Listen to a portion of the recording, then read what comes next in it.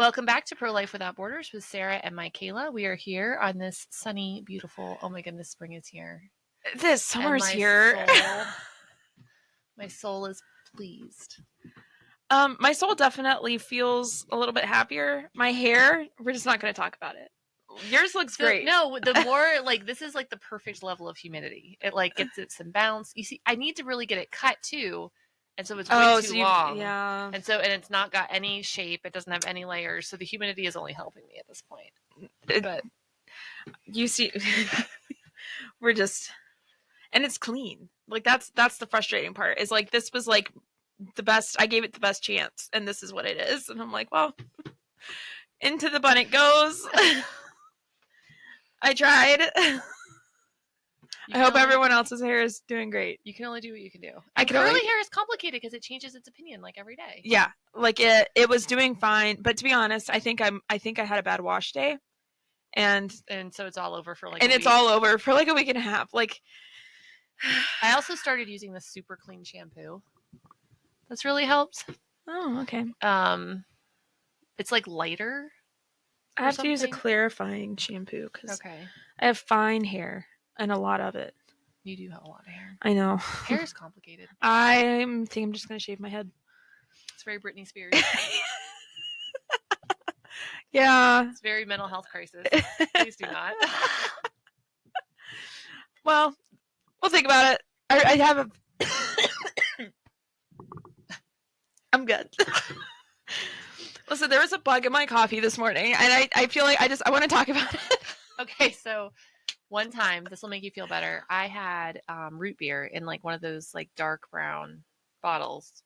The sketchy looking yeah. bottles. And I was on the phone with Andrea Trudden from Heartbeat. We are buddies now, but at the time I'd never talked to her before. Okay. And we were talking about the Bible study and partnering with Heartbeat, which has obviously been great. Yeah. And there was this big nasty fly that had been buzzing and buzzing and buzzing and buzzing around my office, and it was gone. Okay. But in my mind, it never occurred to me. Oh no, where is it? Yes, so I took a giant swig of my root beer. No. It was in my root beer. No. And I'm sitting there thinking I have two options. I can either spit this out, probably very audibly, while on the phone with someone I've just met. Oh. Or I could swallow it. You got extra protein? I spit it out. Oh. And I heard this dead pause, and I was like, I can explain. And we still laugh about it. It was a great bonding experience. Well, but yeah, there was no way. No, the problem with, I feel like I've lived 4 lives and it's only lunchtime. Yeah. So that's kind of how my Thursday is going. And so I was here early so that I can make a coffee before the meeting. And that kind of, I was just very sad about the fly in my coffee. And there were 2. There were 2. Yeah, because here's what happened. And you were in the meeting, so you saw it in real time, but I feel like I need to explain. No, all I needed to hear was fly, and my own trauma came back, and I was very I was taking a sip of my coffee, which was already lukewarm, and, the sip felt weird. And I don't know if you've ever had that, where, it feels weird, but it's not there's something in my coffee. Right, you're just something is off. But you're that was a weird sip. Yeah. But I was having a weird morning. So I was of course it's a weird sip. This is the trajectory of my day. And then I looked down and there was a fly in my coffee. And in that moment I realized that there had been 2 flies.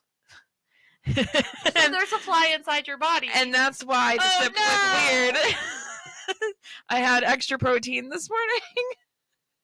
And it really has bummed me out. Yeah, no, I feel like I would need to take a sick day. I mean, I spit my fly out. If I had consumed it. I was just really bummed out. And then I was only halfway through, so I've only had half a cup of coffee. I have a Coke in the fridge, so you've unhealthy coping mechanisms. Yeah, well, but I mean, not that coffee is all that. I mean, coffee is superior. By the time I'm done with my coffee, there's probably more sugar in it than a Coke. I like coffee creamer. My sister was big into intermittent fasting for a while, and so I tried it, but the killer for me was black coffee. Yeah. I'm there's no joy in my morning. I don't like mind not coffee eating. Creamer. I can skip eating. That doesn't bother me. Oh, yeah. I could go without water. food, but you take away my drinks, my emotional support drinks. I sound like an alcoholic, but it's actually just my coffee, my soda, my flavored water, I really just need a coffee. If I can have a coffee and then I can drink water the rest of the day, that's fine. Oh But I no, need I've that got like coffee. 3 different drinks at any given point. Like I'm that person that I have like I had to take Jeremiah to an appointment in Pittsburgh, and I go. Anthony's laughing at me. I have my water cup, because I was morning, like it was Yeah. early.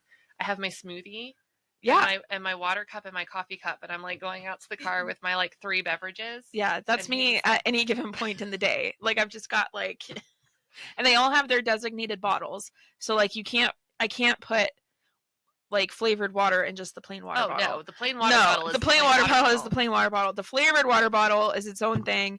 And then you've got like the iced coffee with the straw. So my plain water bottle is sacred, and then I have my circle that, Yeah. that is like its The own flavored, thing, yeah. and that's my flavored. And then coffee can go in whatever. But the problem is now my 2 oldest have started taking coffee. Taking coffee With like it's a them. drug. No. They're like they've started taking coffee. Homeschooling didn't help us. No, like taking coffee places. And so I'll like all and the they're travel not, mugs. Yes, and part of the problem with this generation is they're very comfortable with who they are. That's And so the problem. they'll take my pink mug. Oh. And they don't care. And they're like, "It's whatever, Mom. It's just pink. Like, it's just a color." And I'm like, "But you're a boy. Like, leave my mug alone." Like, I bought that obnoxiously pink mug so that you wouldn't drink Your out Dolly of mug? it. No. The one with the butterfly? Oh. The little one? I have a little one with a butterfly on it. Yeah. And then I have a big purple one. Oh. And those are kind of like my mugs. Yeah. But they keep taking them. I don't have a hot coffee mug. You should work on that. I know. All of this to say, we're talking about pornography today. So the first time I actually ever encountered the topic of pornography. Okay. Because I will be honest with you, this is not a normal thing. I have never seen pornography. Okay. Like, I just haven't. But the first time I encountered the topic was actually in a writing class it was technically a college class, but I was in high school. Right. And I was doing all this research and I was like finding out all this horrible stuff about it. And I think that was when I was like, oh wow, like I would never ever even consider like looking at this. Yeah. And so I feel really grateful for that, but I also feel like I'm in the tiny, tiny, tiny minority that I haven't even been accidentally like exposed. I would say that is probably the minority. Yeah. So we're doing this podcast. It was my idea. Yeah. She was like, "You want to talk about pornography?" And I was like, "Okay." Well, because these are the kind of friends I have. We were casual. That's like me saying that my kids are taking coffee. No, like yesterday, that's what my friends and I were talked about. Like we had like this long, deep discussion about pornography. And it was actually really like I have really good friends, and so it was like a very healthy biblical discussion about pornography.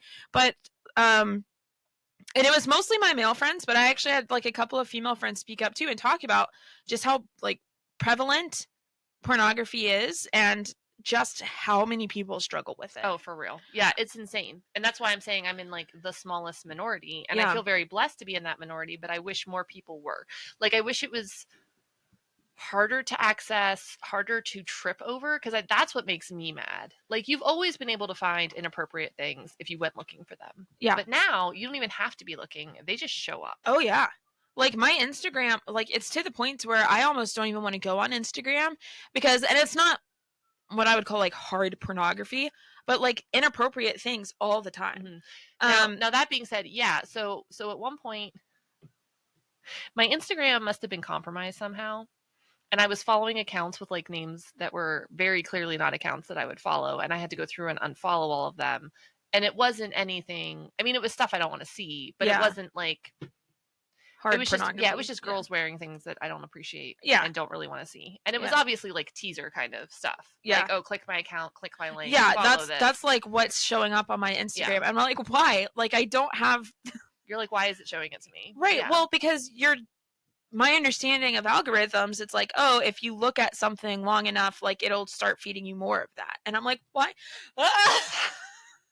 And like as a woman, I'm not like if I see a woman who's wearing like a very skimpy outfit, I'm not I'm not scandalized. I'm like, why are you like I don't want to look at that. Like that's just me. But I'm not like, oh wow, like she looks great. I'm more like, yeah, I think of yeah. Anyway, just but it's everywhere. It's very scary, especially as a mom, and a mom of boys. Yeah. And I don't worry. I was actually talking about this with someone, maybe my sister. I don't know, someone last night. I don't worry about my kid's phone. Uh-huh. Oh, I was talking to Sarah from Chatline. Oh, yeah. Yeah, because she came Yeah. over to help with Jeremiah. Okay. I don't worry about my kid's phone because my kid's phone has the filter and we have the conversations and we have the discussions and we look at the history and we look at the conversations. Like, we are very on top of that. I worry about other kids' phones. Yeah. Because my kids are at track practice, they're at cross practice, they're at 4-H, they're at youth group, and every kid has a phone. And I know that not every parent has a filter or is limiting access to certain things. And all it takes is, hey, look at this. And your kid is boom, exposed to pornography. Yeah. And so that's what kind of the conversation that was happening yesterday, which is, it's not enough to just be like, oh, like I wouldn't go looking for porn. Like, it's now being presented to you and you're constantly having to say no. It requires a lot more vigilance. Yeah. As a parent, as an individual, as a wife. And it's really, and we'll talk about this as we go through too, it's scary as a woman. Now, I really feel like at 37, I'm no longer worried about being kidnapped and used for nefarious purposes. Like, I think I've expired enough. Okay. I'm safe. You've like aged out. I feel like I'm aging out. Like, people, like, I feel like I've still got like a slight chance, but like I'm probably like, aging out. Kidnappers probably look at me and they're like, frankly, we could do better. Yeah. We'll just wait and like let her go. Okay. It's fine. Yeah. And maybe that's not true. I don't know. And I certainly wouldn't minimize anyone's experience, because of their age. But I feel less vulnerable now as a older woman than I did as a younger woman. But the stories of girls being like tricked, kidnapped, filmed against their will, filmed without their knowledge, and having this posted all over the internet is horrifying to me. And it happens to girls who would never consider, oh, I could do this to make a buck. But like, even when it happens to girls or boys, because it's not limited to girls, who do decide like, oh, I need the money, it's still wrong. And I think that's the message. Like, if you don't listen to the rest of this podcast, I want you to hear, there is not good porn and bad porn. There are not people who should be viewed and who should not be viewed. It's all wrong. Right. Yeah. And so I pulled up some stats just because I was talking about it with friends yesterday, and a lot of them were men who were like, oh yeah, like this is the average age of exposure, and this is when I was exposed. And so what did they say the average was? Because I had a number in my head, and then when I looked it up this morning, it was older than I was expecting. Right. And so my friend said the average was 12 years old. Okay. Which is also what this company says the average is. But it is a little bit, it's hard to pin down. Okay, because I had heard 8. And that's kind of what some of my friends were talking about. Because we also had, I love my friends. Like, we had such a great conversation. But we were talking about, like, we're pretty sure it's much younger. But it's definitely younger. But once you get into a certain age demographic, it becomes much more difficult to track. Like, what 8-year-olds you're seeing. And so, yeah, you can't legally just start, like, interviewing 8-year-olds, right, and be like, hey. So it says the average age of first exposure is 12 years old. But we were also curious. This just says average across the board, 12 years old. We're pretty sure boys are exposed much younger than girls. Yeah. And so we think the average age of men exposed to porn is probably somewhere closer to 8 or 9. Okay. Yeah, that makes sense. Because I had heard 8, but I might have been looking at boys specific statistics because I only have boys. Right. So, yeah, just to kind of go over a couple of stats, and then I think you've got information about what porn actually does. Okay, this all comes from Covenant Eyes, which I don't know if you're familiar with Covenant Eyes. Oh, for sure. Yeah, I was like, they were like they're the kind OG of filter. They're like the kind of leading Christian-based filter against pornography. And so all of these stats came from their research. Adult entertainment revenues $13 billion in 2006. Oh my goodness. 58 billion. Holy moly. Up to 287 billion by 2023. Oh my goodness. That is such a jump. So it says we don't know exactly how much and this is adult entertainment revenue. So there's other stuff. There's other stuff. So they can't say for sure how much of it is specifically for pornography, but that is an insane amount of money. Well, I think it speaks to and we were talking about idolatry in like the very literal sense last week, but it speaks to the idolatry of sex in our culture. Now, is this just the United States? Global. Is it global? Okay. Yeah. The idolatry of sex in our world today. I know I'm always thinking of America, but we obviously see this in other countries too. Mm-hmm. And it's so far beyond just what it should be. Oh yeah. I mean, it's. And you think of like those old Bible stories of like the men of Sodom and Gomorrah saying like, send them out that we may know them. Mm-hmm. And we're thinking today like, oh, that would never happen. And I'm like, no, it's literally happening. It's literally just happening inside on your device. Yeah. You don't have to go out of your house anymore. Right. And so they say that 4% of the internet is pornography. Wow. Which when I thought you it was think mostly cat photos. when you think about like how vast the internet is, 4% is a ton of pornography. Yeah, that's a lot. It's a lot. In 2024, Pornhub was the 6th most popular website in the world with almost 6 billion views. Isn't that the one that's based in Canada? And the Canadians were like, if you tariff us, we're going to get rid of it. And Yeah. you and I were like, rock on. Yeah, like please, go for it. Please get rid of it. Yeah. And so then they talk about kind of going back to annual revenue, OnlyFans. I hate OnlyFans. So that's a website where people can produce their own pornography. Has an annual revenue of $6.6 billion annually. So, I mean, it's just, and then they also talk about virtual reality porn. So that seems to be millennials consuming virtual reality porn. And so they expect that it's about a $19 billion industry. There's a ton of money in pornography. Yeah. Is what we're getting at here. And then you start getting into things like violence and abuse, which I think we'll talk about a little bit later. But who actually uses pornography? And so that's what I found, and this is kind of what my friends and I were talking about.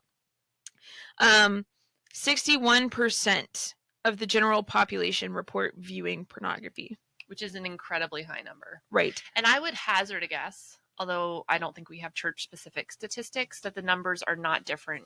Oh, no, you do have church-specific statistics. This is a Christian organization, so we'll get to that. Okay. So just generally speaking, 61% of the general population report viewing pornography. This is like a regular basis ordeal, not just like, oh, I've been exposed, but right. like I regularly, basis, yeah. 78% of men report watching pornography. 44% of women. So that's a pretty high number for women. I think and I think if you included erotica, for sure, it would be much higher than 44% because women are more likely to read. Oh, for sure. Book. And I know that that's something that's really prominent right now, which is quite frankly where I suspect my Instagram is getting, like trying to show all these scandalous things, is because I like to read. And so there are a lot of authors that I follow and whatnot. And smut has become like so normalized, and it's in like all of these books now are just, and people are talking about reading in public and like. Yeah, Becky, one of our staff and I, we both enjoy a certain series, and we both talked about like how frustrating it is to have to skip past some of the parts of it because we just don't want to. Which I am not bothered by. I have no problems reading a book and knowing that I'm going to skip past those pages. Like it really doesn't bother me. I don't feel like convicted about it or anything. But if that is something that someone struggles with, then they definitely should stay away from. Stay away from those books. Yeah, like you're relying on your ability to skip past. Yeah, and not everyone can do that. Right. But getting into specifics about Christians consuming pornography, and I think this. My friends and I didn't get into like this is how many Christians. We were just kind of talking in generalities. 54% of Christians report. That is not a significant drop from the main population. No, we're talking 7%. Oh, is it 7%? 61% versus I thought it was 54. 54. So 61 to 54. 54% of Christians report regularly viewing pornography. That's 75% of Christian men, and that is 40% of Christian women. 22% of Christians view pornography at least once a week. Oh my goodness. So why is this such a big deal? And I have been told multiple times that it's victimless, it's just a good time, it's not hurting anyone, the stars want to do it. mind my own business, stop being a prude, those kind of things. I was actually in a large Facebook group. I think I've shared before my like addiction to Facebook groups. And someone said, someone posted a question like, hey, would you consider it cheating for your significant other to go to a gentleman's club? And I was like, yes, I would consider that to be cheating. And I would also consider watching porn to be cheating. And people were just like flabbergasted. They're like, how is that cheating? And I'm like, it's bringing a third person into our relationship. Like I'm like, how could you not? But it's almost like it's seen as like this just very normal thing. Everyone does it. Who cares? But porn is actually, so first we're going to talk about what it does to the user, and then we're going to talk about what it does to, for lack of a better word, the used, or the person who's being filmed, exploited, whatever. So what does it do to your brain? So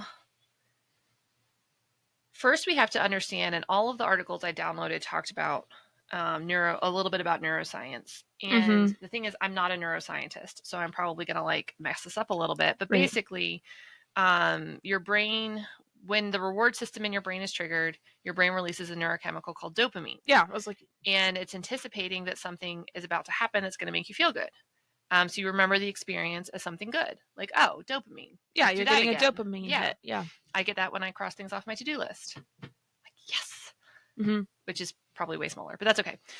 When dopamine is released, it's received into dopamine receptors in your brain, which process the chemical at a typical rate. But sometimes your brain receives so much dopamine, it is a shock to your system, and your receptors begin to shut down. Because your brain associates a specific activity with this, you remember it, want to keep doing it again, but you have to do it even more to get the same feelings.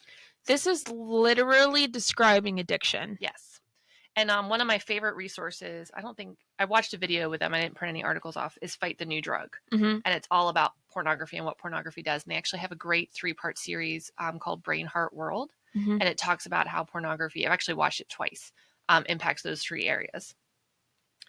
So are you beginning to see why this is a problem for porn? Porn, when consumed, releases dopamine in your brain, making you feel good. You recall that pleasure you experienced, you want to do it again. But over time, they don't mix well when you start looking at it regularly, as the activity can generate too much dopamine, causing your dopamine receptors to shut down. That means the feel-good vibes you got early on don't come as easily, so you need to look at more, and then more, and then more, and then it gets more hardcore and more edgy and more inappropriate. The other issue is that it makes normal pleasurable activities, crossing off that thing on your to-do list, reading a book, sitting with your family, finishing a task or activity, seem empty. Right. Because your dopamine receptors are totally flooded, and now normal pleasurable activities are not pleasurable anymore. And so you turn more and more and more to this online addiction. So one of the issues is that with the advent of the internet, it is everywhere. So they talk about this. They say porn used to be something you could find in a magazine every now and then, and consuming it regularly was very hard to achieve. But today it's accessible 24/7 from anywhere online. According to one page, there are 420 million pages of content. And as a result, the chase for more and more dopamine means that you're easily susceptible to porn addiction, as your brain craves the pleasure you are used to expecting. And then it talks about you actually developing a chemical dependence on the dopamine you received from the consumption. So even though you make dopamine naturally, it's not enough. So you just keep going back and back and back to porn. And then you have this literally this chemical dependency on pornography. And so as the addiction continues, so this is an addiction, right? This isn't just a habit. This is an addiction. This is beyond habit. You end up with mental health problems, missing out on real pleasure. We talked about that. Sexual dissatisfaction with your partner, your spouse, relationship changes because your brain is rewired and you're dealing with relationships differently. And then this is another, and this I would say is probably the biggest issue, is accepting violence against usually women as typical. So this, I'll just start a little bit back. So this is where I think it is a real problem, or a huge problem, is that it causes you to accept violence, especially sexual violence, as typical. And so then we see men who are really not bothered by violence against women. Yeah. And especially sexual violence against women. And so when you go to them and you say, oh, this horrible thing just happened, they're like, well, that doesn't sound horrible. Yeah. Like, that's not a big deal. And I think kind of tied into what you're talking about, Covenant Eyes put out that when pornography is viewed, couples are twice as likely to separate. So pornography is bad for marriage. And it also says 70% of wives of sex addicts, which is essentially what we're talking about with people who have pornography addictions, Yes. could be diagnosed with PTSD. Yep. Yeah, because they're experiencing violence in their relationship. They're trying to meet their husband's needs. They're not enough. They don't know why they're not enough. And their husband wants to act out what he's viewing online, which could be violent, demeaning, aggressive, and scary. Mm-hmm. And not that women are the only victims, because men are certainly victims too, but it is, I think that's more, I mean, and we saw statistically it's more typical. Right. So there's a lot of reasons for yourself not to watch it.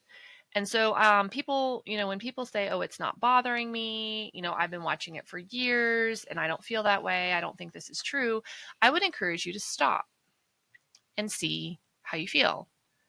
And if you feel gross and yucky and you miss it and all you can think about is getting back to it and all you can think about is getting back to your computer, getting back to your phone, getting back to being alone and having this opportunity, then it is obviously affecting you. Mm-hmm. Because it's an addiction, and that's how addictions are. Mm-hmm. That's like saying, oh no, I'm not addicted to drugs, I can stop anytime. Oh, but I feel like garbage if I stop taking them. Okay, Mm-hmm. well, yeah, you're addicted. That's how it works. Yep. And this is from a neuroscience article, Neuroscience News. The regions of the brain that are active when someone is viewing porn are the same regions of the brain that are active when a person is actually having intercourse.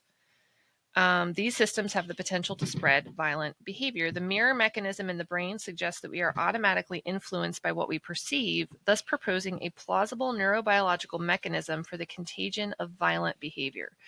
So, and they're saying the perpetuation of sexual violence online is particularly troubling because rates of real life incidences will escalate as a result. Mm-hmm. And so, the same neurons are going to fire if you're actually doing something versus watching someone else do it. And so what they're saying is that because of these mirror neurons, it's understandable why we're seeing increased rates of sexual violence. And it's terrifying because you've got men who should be men and protecting women who should be protecting children and each other. Mm-hmm. And we should all be watching out for each other and seeking the best for each other. But when you're watching online people being harmed and hurt and treated poorly, then you start to think, well, that's normal. And why can't I do that in real life? Right. So, there it is. And so we were talking, so obviously pornography is bad for you, the user. Right. Yes. You shouldn't be viewing pornography because it is detrimental to your mental health. It can impact your physical health.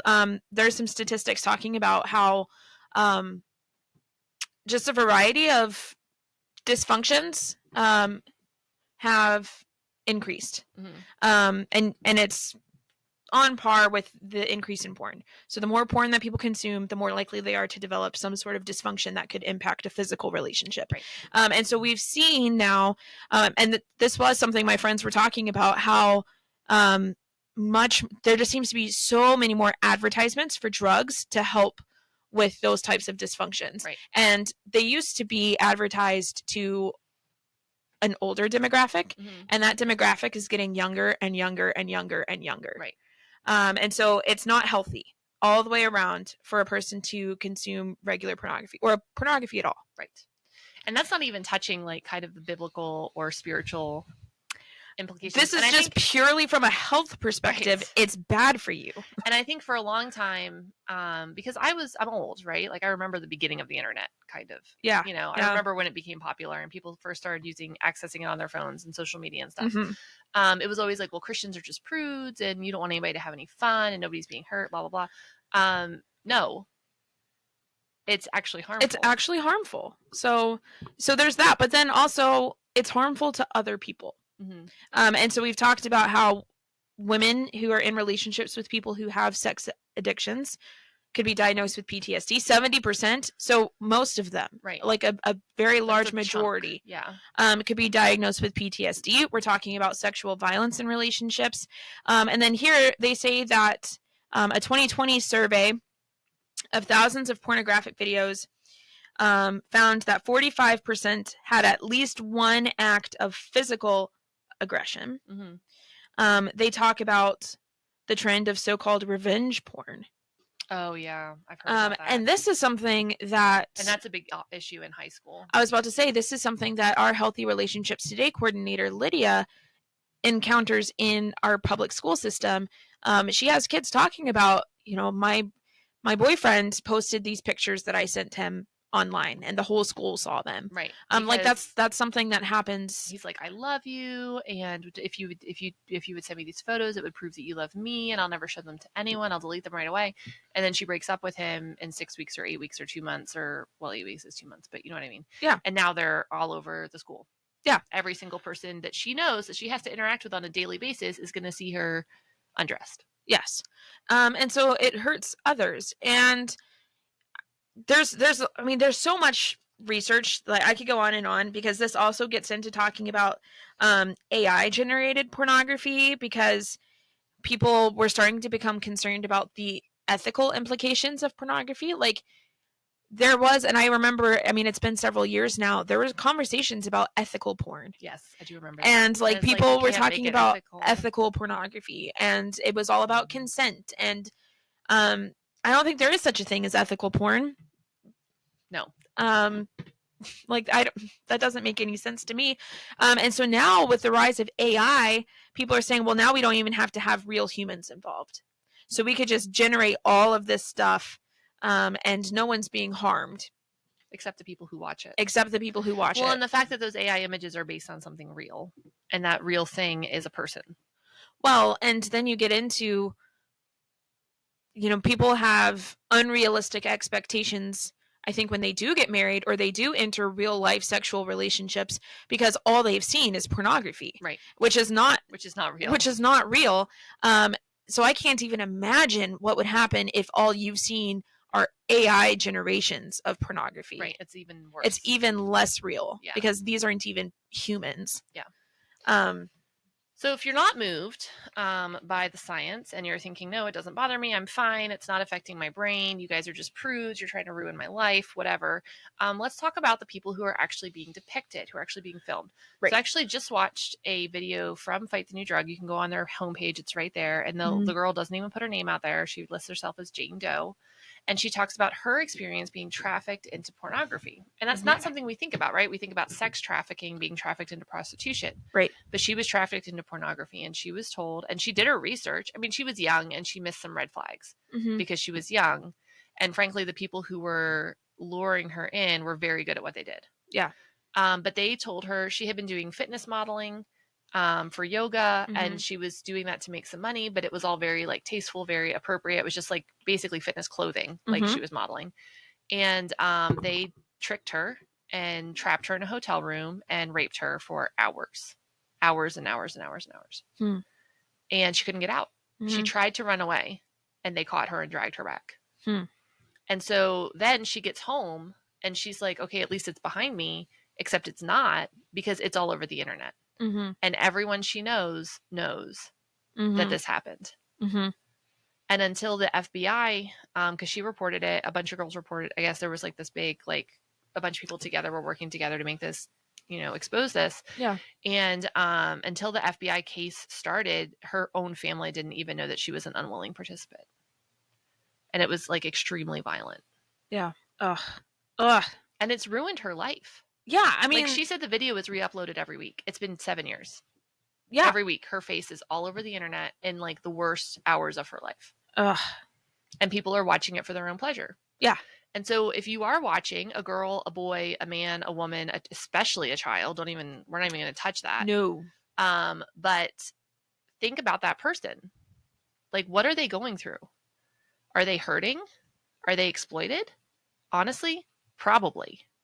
And maybe you're thinking, oh, no, they can't be. That would never happen. Okay, first of all, it absolutely does happen. And second of all, there's no way for you to know as the viewer if the person on the other side of that camera is being harmed. And so if you would not harm that person, then don't watch it, because you are hurting them, because you're objectifying them. You're allowing their exploitation to continue. You're probably allowing abuse to continue, and it's not okay. Yeah. And this is all all of these issues are tied together. So we've talked about sex trafficking, we've talked about labor trafficking, and now we're talking about pornography. All of these things go hand in hand. Oh yeah, for sure. They all go hand in And hand abortion. with abortion. They go hand in hand with prostitution, because you can guarantee that a lot of these women, I mean, it's prostitution. Yes. Yeah. It's filmed prostitution. And so I don't know how, like, I'm just astonished at how many Christians are admitting to regularly watching porn. Well, and I have a feeling if you talk to them, they would very much justify it with, well, I don't watch the worst stuff. I don't watch it all the time. Yeah. I would never want anyone to be hurt. It's victimless. I'm sure that she's enjoying it, whatever, or he's enjoying it. And it's like, wake up and be real with yourself, because all of those things are lies. Yeah. And as Christians, as people, as God's creations made in God's image, we are designed to have one partner for life. And obviously death happens, right? People, I mean, like, I understand that. I'm not saying, like, if you're a widow and you've been remarried, that you're somehow, like, not, following God's plan anymore. But what I'm saying is, we're not designed to have partner after partner after partner after partner, whether in person or virtually. Because it's not for our good. It's not for society's good. Yeah. And it scares me to death how many people are basically ruining their lives because of this online addiction. Yeah. And so like I said, I'm grateful that these conversations are happening in my friend group. One, I think it's very eye-opening for me. So I didn't grow up in the United States. And so I think my experience regarding this kind of stuff is just very different because of that. So it was eye-opening for me to see the struggle that some of my friends, I would say most of my friends, had as teenagers and young adults. And of course, a lot of my friends are unmarried. And so that's like a whole different kind of dynamic, right?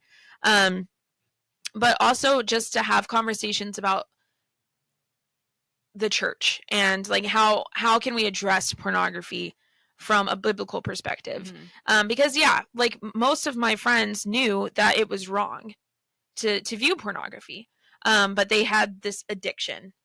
And so like and especially my guy friends were talking about, guys don't sit around together and share their feelings with each other. They were like, that's just not something that we do. And so most of them were suffering in complete and total isolation. And churches don't talk about it. No. I mean, I feel uncomfortable talking about it on a podcast. Right. I'm like sitting here like fidgeting. Like, I know. And we're the only people in the room. And honestly, we talk about sex all day long. So I don't know why I'm feeling like so uncomfortable, but I am. And so I think the easiest thing for churches to do, which is what we are doing, is just ignore it, or maybe make a casual mention to it in a sermon once in a blue moon.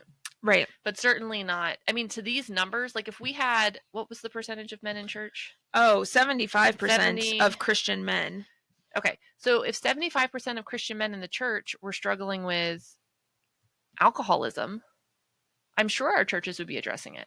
Yeah. Or if 75% of men in the Christian church were struggling with cancer, or literally any other condition, it would be like no holds barred. Like we'd be like, we need to address this. We need to handle this. But we're literally looking out over the congregation, knowing that 3 out of 4 men are struggling, and we're not doing anything. Well, and I think a really big part of it is, do people know that 3 out of 4 men in your congregation are probably viewing porn? Yeah. Because like no one admits to that. Like these aren't conversations that's happening. So I think like, how do you meet a need that you don't know exists? And so I think part of it is talking about it and saying, hey, like this is something I've struggled with. And that's why I'm so grateful that my friends had the conversation, because they're openly talking about it. Right. And I see people my age, maybe a little bit younger. In fact, there was some somewhere in here, it was talking about how the different generations view pornography. So here it is. Millennials are the likeliest group to view pornography favorably. Oh, millennials. Stop that. I know. And so I'm the youngest of you. You would be kind of like I'm the old millennial. Yeah, I wasn't going to say it that way, but yeah, you're like the oldest end of the millennial generation. I would be the youngest. And so I do realize that my friends who are a little bit younger than me, Gen Z, has a more negative view of pornography, which is good. And so that's hopeful. But that's where the ethical porn conversation starts coming into play. Because and you're like, guys, you can't make it ethical. You can't make it ethical. It's not going to be ethical. And even if you could, it's still going to harm the viewer. Yeah. And it's still bad for your relationships, and it's still bad for, if you're married, bad for your marriage, and it's bad for just everything. So, but I am grateful to see people talking about it. And I do see some of my friends, especially my male friends, openly sharing things about the detriments of pornography use. And even sharing about like how their perspective of the world was changed because of their exposure, if not regular use of pornography. Right. And I think that the younger someone sees it, the more likely it's gonna. And I hate the fact, but like I have conversations with my kids as young as 5. Well, and that's the about, thing is, like, if you see something on a phone, on a computer, and it makes you uncomfortable or it seems inappropriate, like, you need to come tell me right away. Because kids see it and then they don't know how to deal with it. Well, that's what my friends were talking about, is that it's one thing when you're a teenager and you have some idea, perhaps you've already had the talk with your parents, so you've got some level of, I can understand what's going on here and I might be able to process this a little bit. Children as young as 8 probably not going to be able to process what it is they're looking at. Not at all. And so my friends were talking about how, okay, like they're exposed to something as young as 8 years old. They're not processing that until they're well into their 20s. Because then you become a teenager and like that's such a dumpster fire of an experience that they're like, as adults now, having to process things that they saw as kids. Right. And just like working through that. How do you, working through that is just very difficult. Yeah. And so then the question here is, how do we make it stop? Okay, so if we can agree that it's bad, it's harming people, it's harming both the participant and the viewer, the only way to make it stop is to stop the demand. Yeah. Because as long as there's a market for it, it will be produced. I mean, they're making insane billions, hundreds of billions of dollars annually. That's a significant draw for people who don't have a great moral compass. Because it's an easy way to make a tremendous, an obscene amount of money. And they can always find people who are easy to be tricked or duped or lured into making these videos or images or whatever it is. And so the only way we can stop it is to stop the demand, and it has to start in our churches. Because as long as it's happening in our churches, we can't effectively minister to the world. Because what right do we have as Christians to say, oh, you shouldn't be doing this, knowing that 3 out of 4 men in our churches are watching it, and like almost 1 out of 2 women. Yeah. I mean, it's so prevalent. Like there's even, and I don't know that this is the route we want to go into, but there's even statistics about pornography amongst church officers. And so here, 67% of pastors have a personal history with porn. And history is something different, I think, than active use. Right. Like everyone has 18% histories. 18% currently struggle. Yeah. And only 7% of pastors report their church has a ministry program. 7%. Yeah. So 75% are struggling, and 7% of churches have a ministry. Yeah. So I mean, it's prevalent everywhere, especially in our church. And I think that's the saddest part. And so, like, what do we do? Yeah. And I think it's going to start with women ministering to women and men ministering to men. Yes. Because you can't do this cross-gender. No, especially not with something like a sex addiction. Yes. And men and women stepping up in their churches and saying either I've struggled in the past and I've healed and I want to help others heal, or saying, you know what, no, I haven't struggled, but I still want to be here for others. And being like, hey, let's get together, let's talk, let's hold each other accountable, let's put covenant eyes on each other's computers, and bring it out into the open, because like the darkness abhors the light. Yeah. And if we shine a light on this, then we can get rid of it. Yeah. And I would say a big thing would be confessing sin to each other. Yes.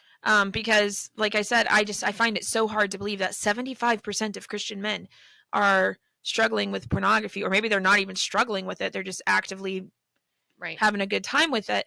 And no one's doing anything. It is a struggle though, because it says 22% view it at least once a week.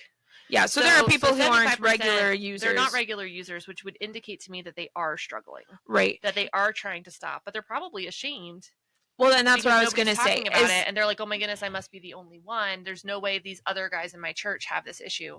How could I possibly go to my pastor, my friends, my small group leader, and be like, hey, I'm dealing with this? And statistically, any guy that you talk to in your church is going to have had that struggle, if not currently struggling. Right. And a very large chunk of your pastors. Yes. So we need to confess sin to each other, right? Like, sin does not flourish in the light. Mm-hmm. And so the first thing is confessing that you've got a problem. Right. Whether it's in the past, like I've had this problem and I've overcome it, or hey, I'm struggling right now. You need to confess those sins to each other so that we can be held accountable. And then from there, the conversation starts. Right. But we have to start the conversation somewhere. Yes. And the Bible is very clear that if someone looks at someone with lust, they have committed adultery with them in their hearts. Mm-hmm. And that is the same as committing physical adultery. Mm-hmm. And so we essentially have unchecked almost adultery happening in our churches. Mm-hmm. And that's a huge problem because it's destroying the covenant of marriage. Yeah. So that's our Jesus moment. Yep. So confess your sins to God, to one another.